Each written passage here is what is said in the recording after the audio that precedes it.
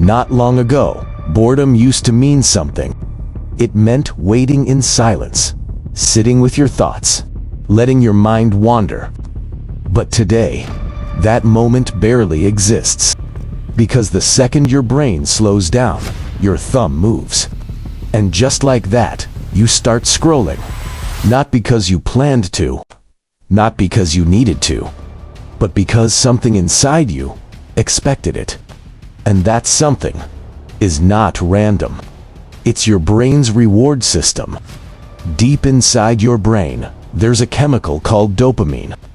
And despite what most people think, dopamine is not pleasure.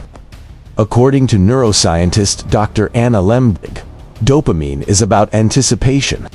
It's the signal that tells your brain something good might happen next. Not that it is happening, that it might. And that changes everything. Because when you're scrolling, your brain isn't reacting to what you just saw. It's reacting to what you might see next. Every swipe becomes a prediction. Maybe the next video will be better, funnier, more shocking, more rewarding. And sometimes it is. And when that happens, dopamine spikes. But here's the part most people don't realize. Dr. Anna Lembig describes this as a dopamine deficit state. After repeated stimulation, your brain lowers its baseline, which means normal things, like conversation, work, or even rest, start to feel less satisfying. Not because they changed, but because your brain did. This is why silence starts to feel uncomfortable. Why focusing becomes harder. Why, even after hours of scrolling, you don't feel good. You feel empty. Because your brain isn't chasing content anymore. It's chasing balance. Trying to get back to a level of stimulation that now feels normal. And the easiest way to do that is to keep scrolling. But here's where it gets deeper.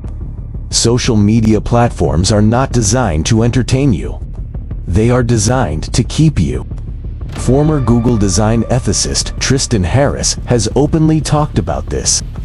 Algorithms are trained to learn what holds your attention and give you more of it. Not what's meaningful, not what's healthy, what's engaging. And often, the most engaging content is emotional. Fear, anger, shock. Which is why doom scrolling feels different. You're not just consuming content, you're consuming intensity. And your brain responds even faster to that. Because from an evolutionary perspective, negative information matters more. It could mean danger. So your brain pays closer attention.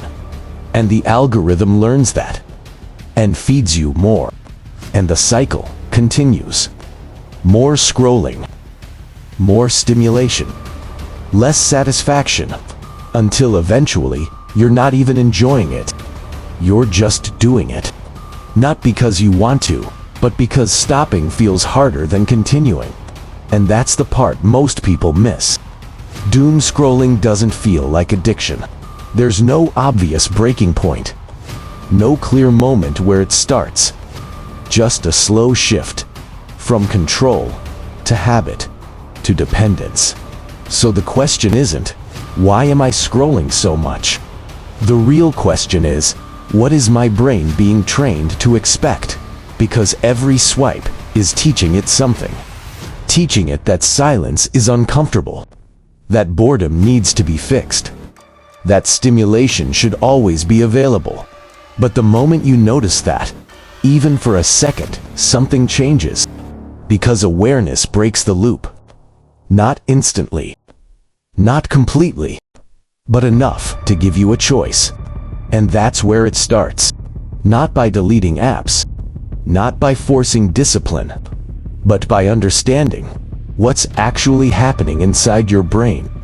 Because once you see the system, you don't fall into it the same way again.